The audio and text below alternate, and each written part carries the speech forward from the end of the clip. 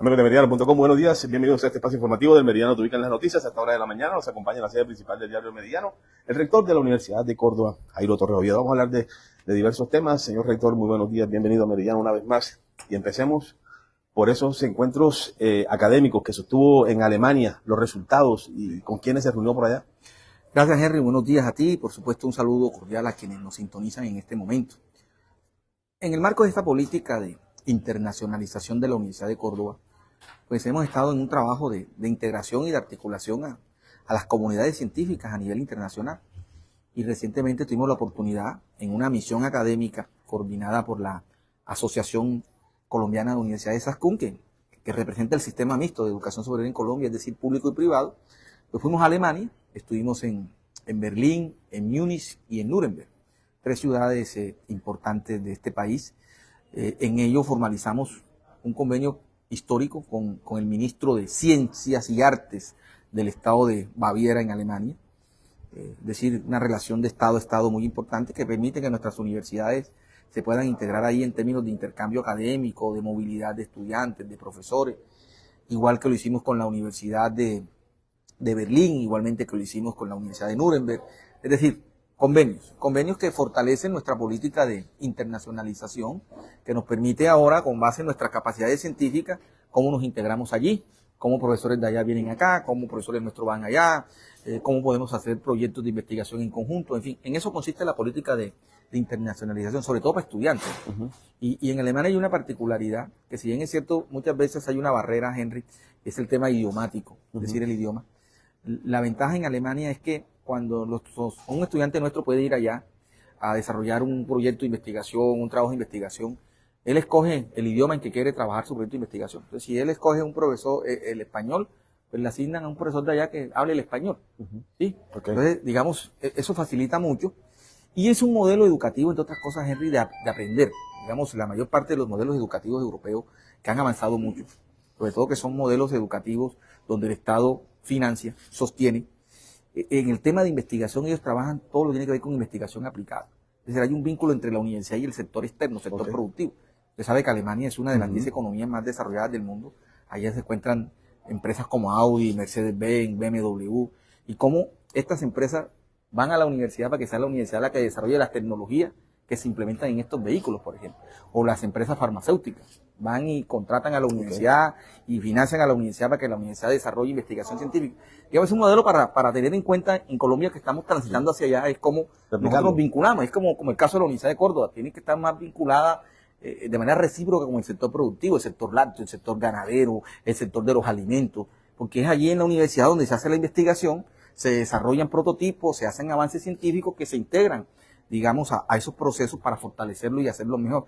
Así que fue una experiencia bien interesante y se abre una puerta más para continuar nosotros en ese fortalecimiento de nuestra política de internacionalización, que es un factor que se evaluó mucho ahora en el ranking QS. Sí. Ahí la Universidad de Córdoba es muy visible porque hoy tenemos una mayor presencia en la comunidad científica internacional y el tema de reputación también de nuestros egresados, que muchos están trabajando. Mire que me encontré allí en esa Universidad de Berlín, el hijo de un egresado de la Universidad de Córdoba, que es investigador de esa universidad. Y ahí trabaja y dice, yo tengo un afecto por la universidad porque mi papá es egresado de allá. Y entonces, ahí hay todos unos vínculos bien interesantes que nos toca ahora, desde la universidad, cómo nos integramos allá. Así que, pues son oportunidades que se van generando y nos toca ahora aprovechar esas oportunidades. Con estos acercamientos con esas universidades del viejo continente, ¿cuántos convenios se han podido ya firmar, concretar? Nosotros llevamos por encima de 100 convenios internacionales, ¿no? Pero aquí lo importante no son el número de convenios. Lo importante es la utilidad de esos convenios. Claro. ¿Sí? Porque, mire, por ejemplo, ahora que estuvimos en Europa, por toda esta región de Andalucía, con todas estas universidades, por ejemplo, como Sevilla, Granada, etcétera, digamos, ahí hay una agencia internacional de universidades que es la Rábida, que son más o menos 55 universidades de Iberoamérica, es decir, España, Portugal, América Latina. Pues ahí se abren escenarios. Entonces, ¿cómo se le da dinámica a estos convenios? Esta dinámica la hacen los investigadores y los profesores. Es decir, cuando usted como profesor de la Universidad de Córdoba desarrolla o maneja una línea de investigación y usted sabe dónde están sus pares científicos internacionales, ¿cómo hace el vínculo? Y es ese vínculo que permite movilidad entrante de profesores, de estudiantes, investigaciones en conjunto, publicaciones en conjunto. Digamos, no es el número, sino es el número de convenios que tengamos, cómo es eficiente, sí, cómo es dinámico, es decir, cómo nuestros investigadores se sintonizan con esos otros investigadores, y eso es lo que genera la movilidad. Profesores nuestros van allá, profesores de allá vienen acá, estudiantes nuestros van allá, estudiantes vienen acá, o sea, hay una mutua confianza. Y eso es lo que hay que aprovechar de estas oportunidades que se abren a nivel internacional. Entonces, ahora en el caso de Alemania, hay que explorar, a ver qué espacios hay allí, qué investigadores nuestros están sintonizados con esa línea de investigación y decirle, mire, integrémonos aquí se abrieron estas oportunidades, cómo vinculamos a estudiantes. Inclusive el tema del centro de idioma, cómo lo fortalecemos. Mire, hicimos hace poquito un convenio con el Instituto Confucio de China. La idea es poder implementar el mandarín para el otro semestre. Como de allá, en el marco, ya tenemos un convenio con la embajada china, etcétera. Así que es el idioma del futuro. Claro, entonces como vienen profesores nativos de China, que ellos están en toda esa disposición, y aquí habilitamos, por ejemplo, el mandarín como un idioma más.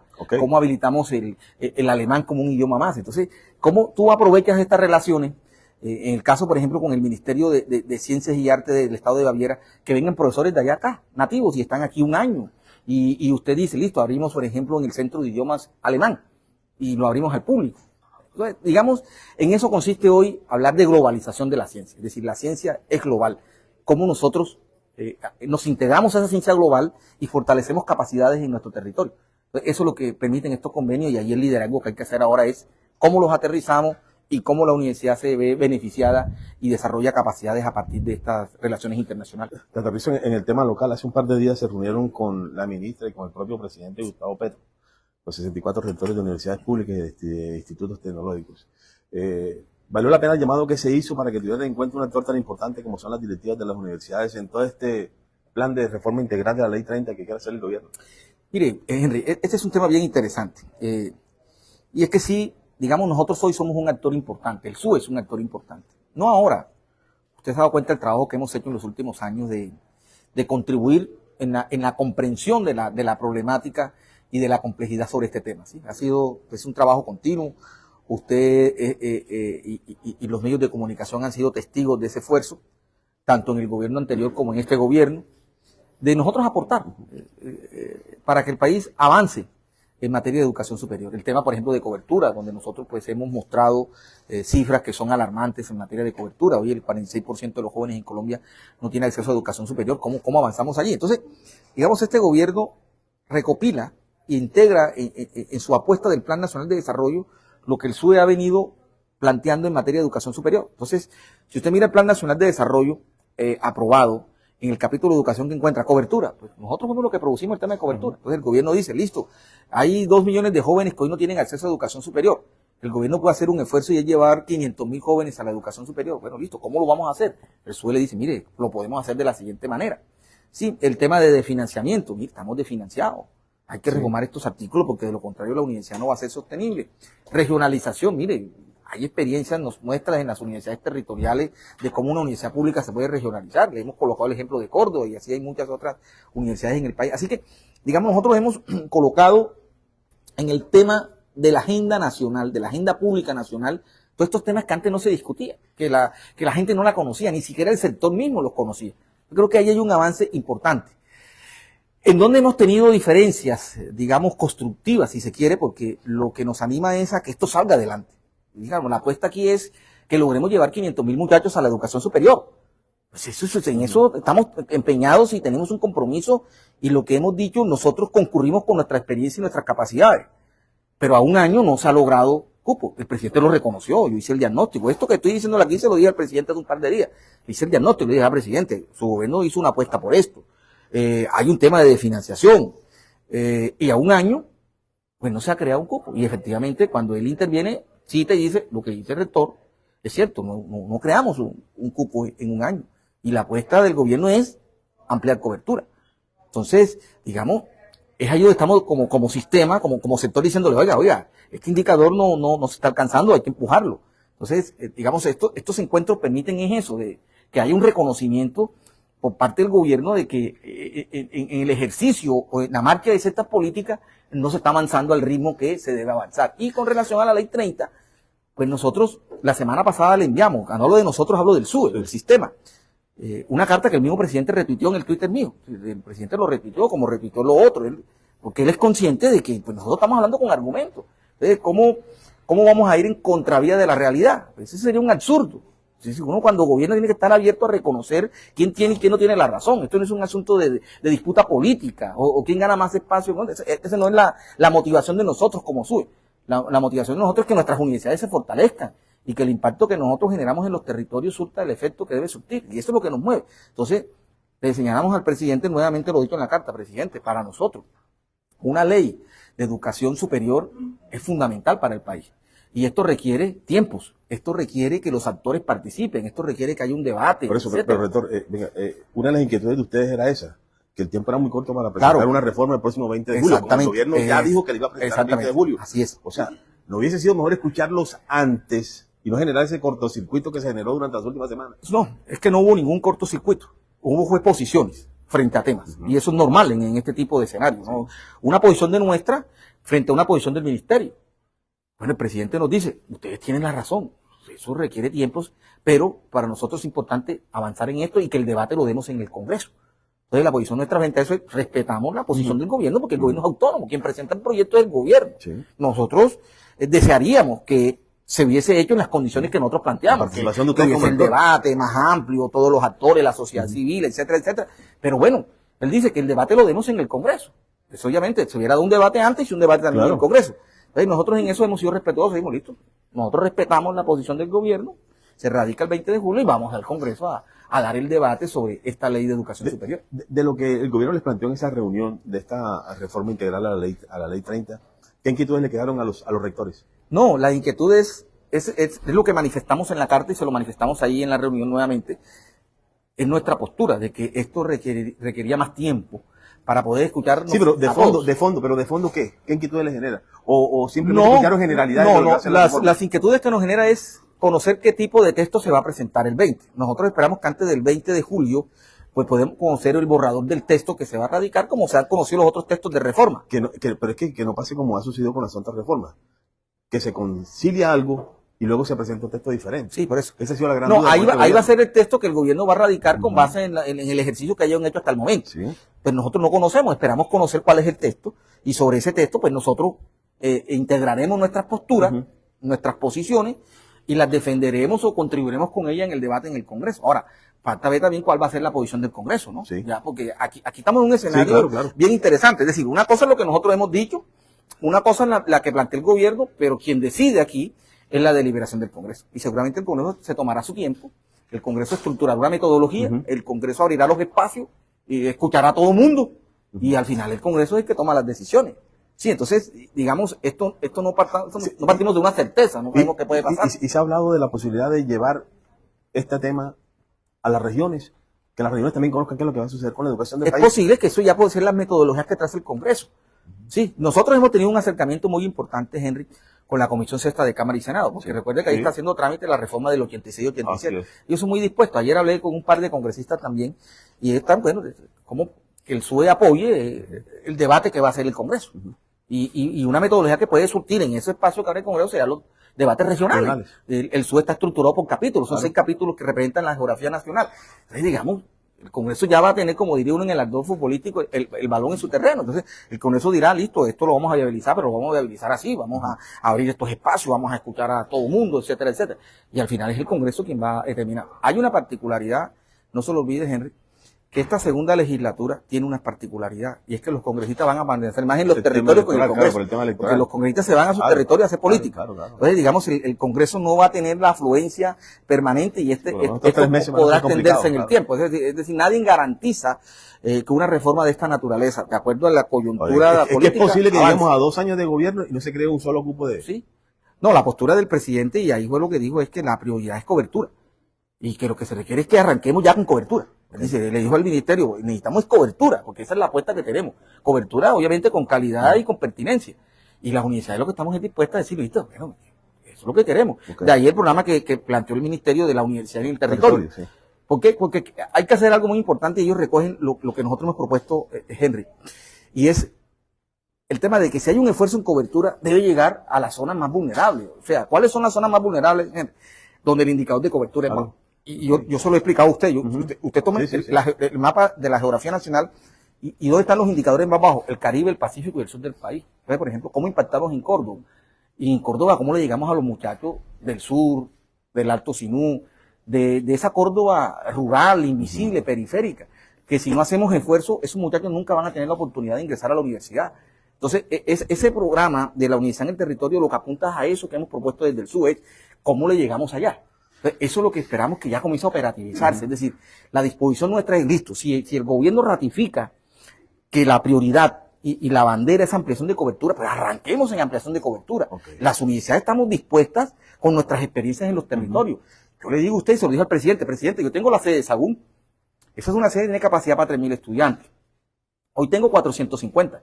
Si ustedes me dan recursos, pues yo llevo a 3.000, como también lo puedo hacer en Lorica. Entonces, digamos, hay unas capacidades ya instaladas en los territorios que tenemos muchas universidades públicas que lo que requeremos es el apalancamiento del Estado para ponerlas en marcha. Entonces, eso fue lo que le insistimos. Presidente, necesitamos que ese programa suyo de cobertura pues arranque ya. No podemos darle espera. Entonces, digamos, una reunión de reconocimiento mutuo, de coincidencias alrededor de lo que hemos propuesto. Por eso la insistencia mía, recuerda usted en estos últimos meses que decía, no hay un solo, la gente lo reconoció, no hemos creado un solo cupo. Porque el ministerio no hemos creado y la bandera mía es esta.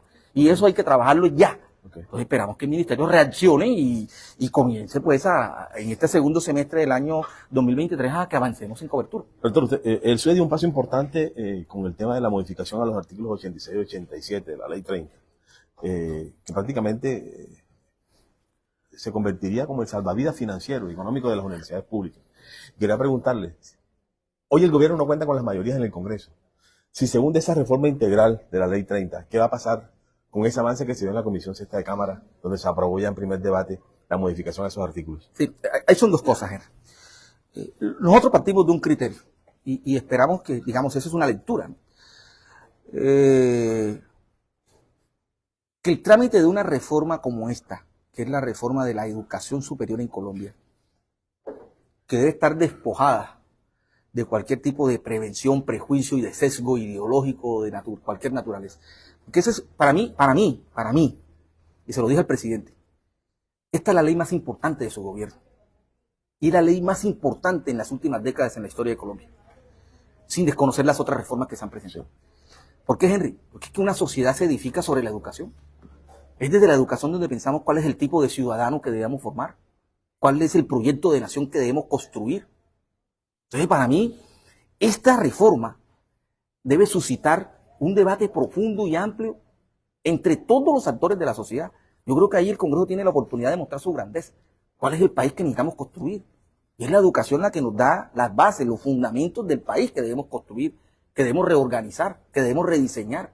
Entonces, lo que uno espera es que esta iniciativa se dé con amplitud, se dé con la mayor amplitud posible. Y paralelo a eso, nosotros necesitamos avanzar, Henry, en los debates siguientes a la reforma del 86 y 87, ¿sí? Donde ya hay un consenso que nos lo han expresado los parlamentarios de contribuir en ello, porque es el reconocimiento a que la universidad está desfinanciada.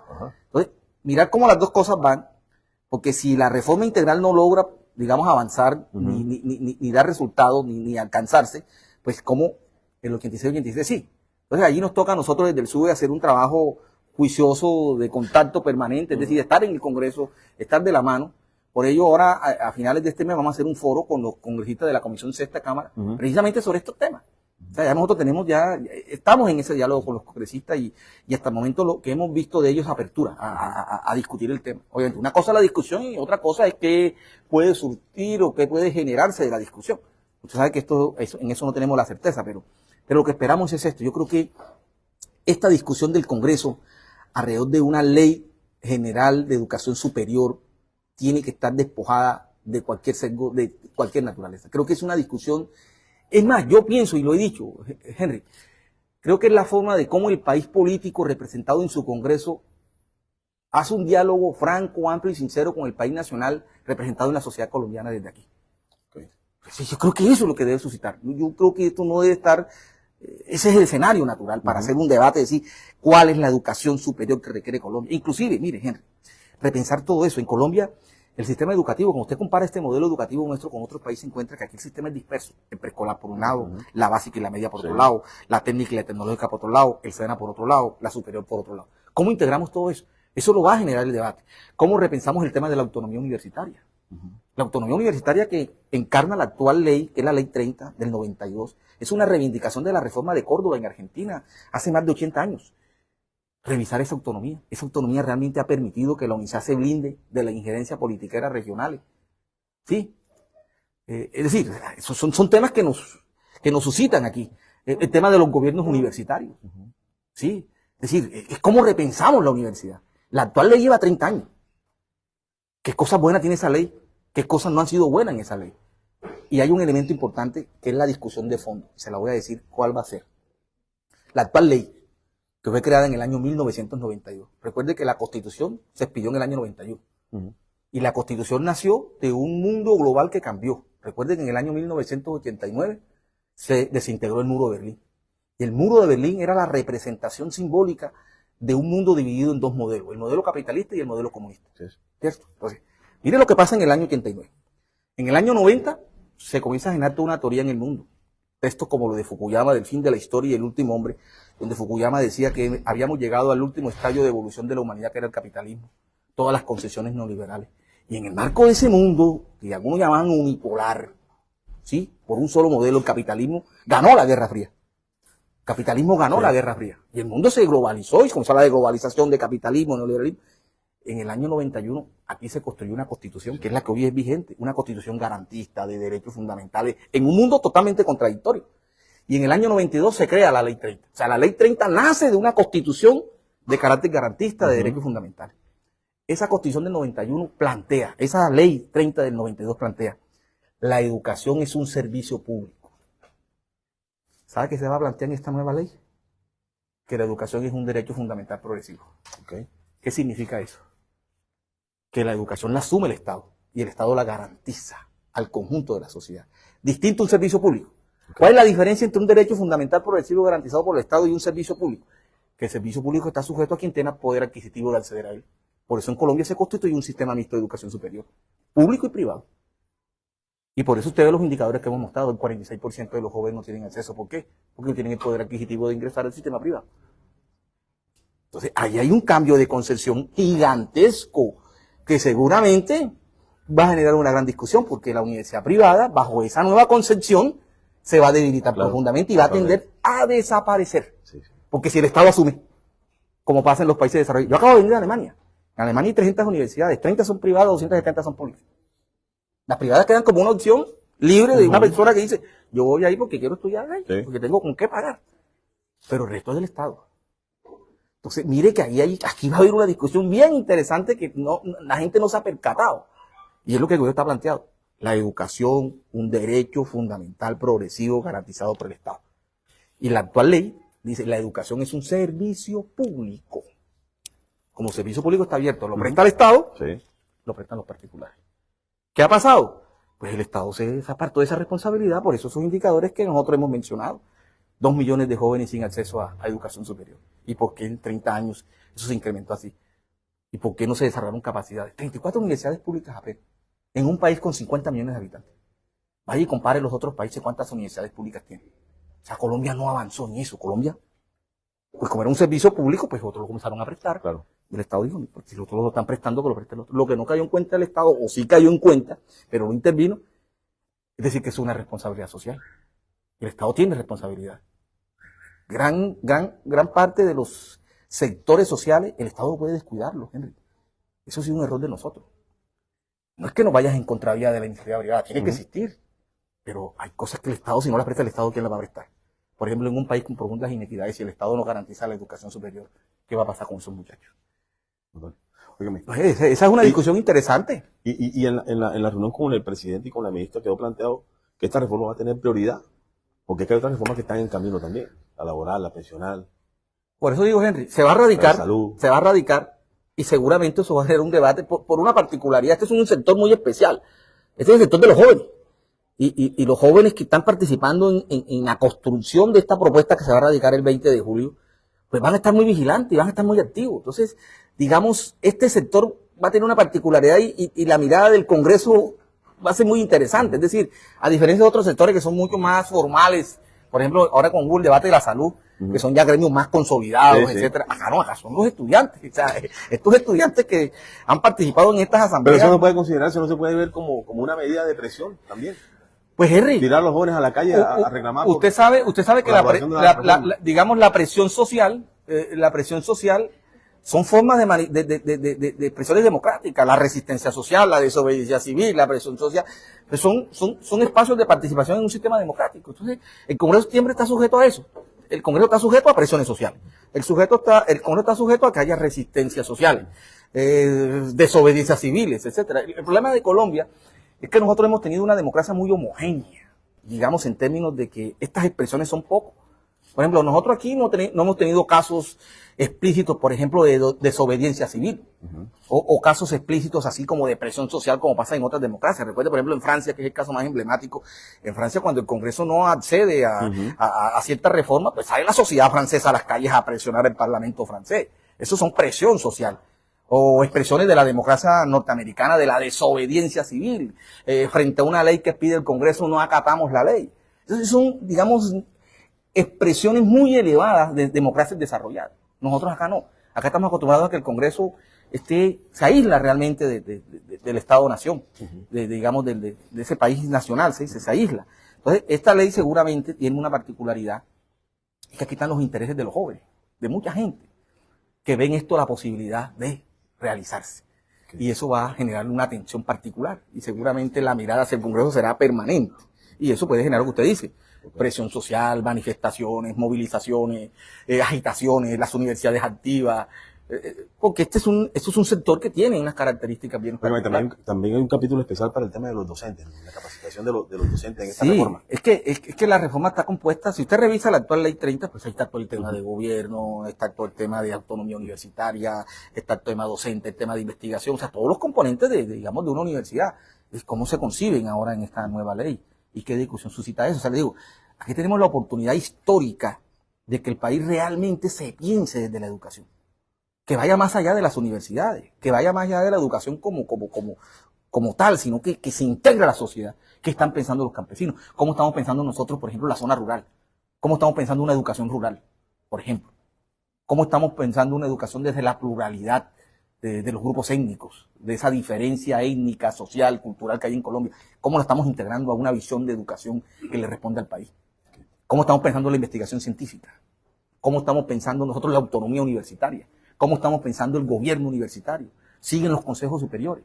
¿Qué se requiere, digamos, qué es lo que realmente requiere una universidad para que funcione bien? ¿Necesitamos consejos superiores solamente? ¿Necesitamos que 9 personas allá con tensiones políticas terminen determinando a una persona que de pronto no tiene la capacidad para dirigir? ¿Qué es lo que se busca? ¿Qué es la característica de un rector de una universidad? ¿Para qué necesitamos un rector? ¿Y cuál debe ser el perfil de ese rector que dirige una universidad, por ejemplo? Son discusiones que hay que abordar aquí, y que esa autonomía realmente le permita que la universidad se autodetermine y que esté alejada de las interferencias de la politiquería territorial, que ha sido una práctica recurrente y permanente en el manejo de la institucionalidad pública en Colombia.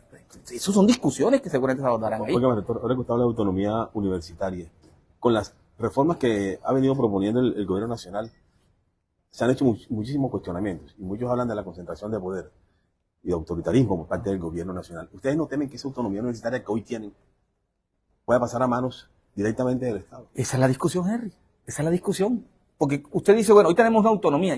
¿Y en qué consiste la autonomía de las universidades? Hoy tenemos nuestro propio gobierno. Sí, porque es que le dan la representatividad a un estudiante, Sí. pero ese estudiante tiene las capacidades para afrontar un debate con gente estructurada en un consejo superior. Esa es la discusión que tiene que suscitar. Entonces, mire que esto no es sencillo. Porque estamos pensando la educación. Entonces, pensar la educación es pensarla en todas sus dimensiones, en todos los actores, en todos los elementos que permiten que funcione. Y aquí yo estoy hablando de elementos internos, Sí. pero y los elementos exógenos o externos, cómo se vinculan allí. Eso que le decía, cómo integramos solamente un sistema. ¿Sí? ¿Cuáles son los mecanismos de ingreso a las universidades? Seguirá siendo la prueba Saber 11. ¿Por qué no se establecen criterios diferenciadores que permitan reconocer la pluralidad de este país? De que no toda la educación está en el mismo estándar. Muchachos que estudian en el sur del departamento es distinto al que estudian en el colegio alemán en Bogotá. Yo quiero que pensemos esto de otra manera. Entonces, eso no va a ser sencillo, eso va a ser una discusión que debe enriquecerse. ¿Y quién la va a enriquecer? Pues el debate. ¿Quién la va a enriquecer? Los actores que participen en ese debate, las propuestas que surjan en ese debate. ¿Y quién va a ser el escenario natural hoy? Pues el Congreso. Entonces, yo que el Congreso sí puede estar a la altura de un momento histórico. Si eso le quitamos, quítele todos los sesgos, quítele ideología, quítele matices, y nos vamos a la realidad, al contexto. ¿Cuál es el proyecto de nación que desde la educación Colombia debe construir en las próximas décadas? Ese es el debate. Y ahí estaremos nosotros participando, como estarán participando muchos otros actores, porque aquí hay que decir algo muy importante, Henry. No solamente son los actores del sector educativo. Aquí tienen que participar los actores de la sociedad civil organizada. Aquí tienen que participar los campesinos, tienen que participar los indígenas, tienen que participar las negritudes, tienen que participar las distintas voces de la sociedad que digan, mire, entonces esto va a ser un debate muy interesante que le va a servir al país, por lo menos en la comprensión misma del país. Porque dígame usted, ¿qué debates se han hecho en el Congreso que realmente involucre al conjunto de la sociedad colombiana? Este va a ser un debate que debe involucrar al conjunto de la sociedad colombiana y que la sociedad colombiana participe y diga, queremos una educación así, queremos que nuestros hijos se eduquen así, queremos una universidad así. Venga, le cierro con esta. ¿No teme que a las universidades privadas les suceda lo mismo de la GPS con ese tema del derecho fundamental de la educación? Esa es la tensión que va a haber ahí. Usted es vicepresidente de ASCUB. Yo voy a asumir. Y va a asumir la presidencia de ASCUB. ¿Cómo defender esa Esa es la discusión. Y nosotros tenemos un texto. Yo en este tema no tengo prejuicios, ¿vale? Yo tengo prejuicios. Porque si alguien tiene buena relación con la universidad privada, soy yo. Y en eso yo quiero ser claro. Por eso yo en esto, cuando me dicen que no, yo soy claro. ASCUB tiene un texto que ya hoy se va a radicar. Okay. ¿Sí? Hace 15 días mandamos un documento al gobierno. Lo firma presidente y vicepresidente de ASCUB. ¿Sí? Mi lectura frente al tema. Pues la universidad privada ha contribuido al desarrollo del país. Total. Sí, eso no se puede desconocer. Yo en eso no discuto. ¿Cómo en esta ley sigue existiendo la universidad privada? Sí, como una opción de formación importante para el país. Ahora, ¿cómo se regula? ¿Cómo se establece el límite? Esa es otra discusión. Pero he dicho, no se puede desconocer el sistema mixto de educación superior. O sea, partamos de aquí. Que el Estado diga es un derecho fundamental, bien, un derecho fundamental, garantícelo. Pero esa opción no puede desaparecer, esa opción tiene que estar allí, abierta ¿qué? A la libertad ciudadana. Usted puede tener la educación pública, pero usted dice, yo quiero mandar a mi hijo a la universidad privada, ese es un derecho suyo también. Es decir, los derechos no pueden tener colisión, o sea, los derechos tienen que ser para todos. Entonces, el sistema mixto debe seguir existiendo la universidad privada, sí, para el que quiera estudiar en la universidad privada. Que el Estado frente a eso establezca regulaciones, límites, ya esa es otra discusión legal. Pero bueno, esa es una discusión que va a surtir el Congreso. Por eso le digo, con esa radicación, el debate se va al Congreso. Okay. El debate se va al Congreso, ¿cierto? Sí. Y ya los argumentos para la deliberación van a ser en el Congreso. Sí. Ya hasta aquí, pues ya los aportes que se hicieron. ¿Sí? Que debió haber tiempo, sí, ya esa es otra discusión y bueno, los argumentos sobran para ello.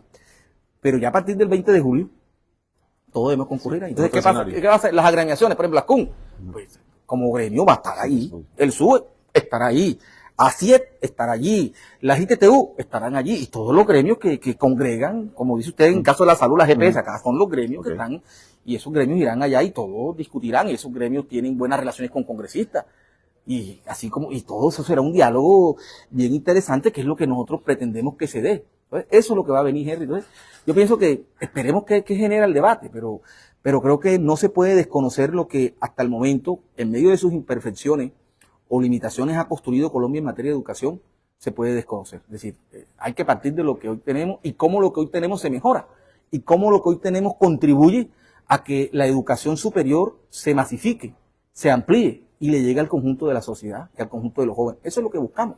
Entonces, ahí estaremos en el Congreso dando aportes, dando luces. Esto también requiere expertos. Aquí hay expertos sobre esto y aquí van a aparecer expertos. Aquí hay universidades que están muy consolidadas. Por ejemplo, la Universidad Nacional de Colombia tiene el Centro de Pensamiento. Están haciendo un trabajo riguroso, muy profundo para participar en el debate. Están haciendo revisión, por ejemplo, de las leyes de educación superior que en los últimos meses se han aprobado a nivel internacional. Por ejemplo, la Ley de Educación Superior de España, que se aprobó hace 3 meses. La Ley de Educación Superior de México se aprobó hace 1 mes. O sea, existen referentes internacionales que hacen parte del debate. Cómo estos países han concebido esa reforma, que han incorporado esa reforma, cómo eso nos ayuda a entender nuestras propias discusiones. Entonces yo creo que ese va a ser un escenario muy, muy interesante y es lo que esperamos, Henry, y ahí estaremos muy atentos.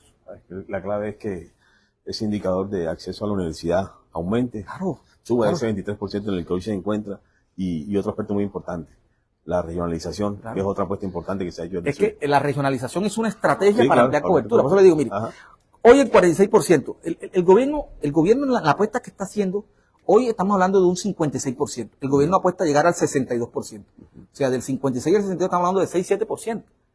Mire todo lo que hace falta. El gobierno dice, yo quiero llevar de los 2 millones que hoy no tienen acceso, 500.000 al sistema. Todavía que faltando 1.500.000. O sea, esto va a demandar años. Entonces, ¿qué necesitamos aquí? Y es lo que una ley de educación superior debe contribuir, una política pública de Estado. Que los gobiernos que han de venir le den continuidad a esa política. ¿Para qué? Para que este país en 10 o 15 años pueda decir, logramos un modelo de universalidad de educación superior en Colombia. Y que todos los jóvenes en 10 años o 15 años nosotros podamos decir que un muchacho de cualquier región geográfica del país diga, pues yo tengo el derecho a entrar a la educación superior. Que yo no quiera, es mi libertad. Pero que el Estado le dé esa opción. Eso es construir justicia social. Por eso le digo, eso no rivaliza con la iniciativa privada. ¿Por qué tiene que rivalizar? Si es el Estado quien está asumiendo su responsabilidad. Si el Estado está diciendo, oiga, nosotros queremos convertir la educación en un derecho fundamental progresivo, garantícelo. Igual que dijera el Estado, yo quiero garantizar la salud como un derecho fundamental, garantícelo. Yo quiero garantizar el empleo, garantícelo. Para eso existe el Estado, para eso se creó el Estado, para eso existen las teorías del origen del Estado. El Estado surge para eso, tiene unos fines esenciales. Entonces, si el Estado propone eso, pues constrúyalo. Y eso no rivaliza con el resto de los actores de la sociedad, porque eso es una responsabilidad del Estado y uno de los fines esenciales del Estado y es garantizar la convivencia, la paz y el bienestar a los miembros de una sociedad.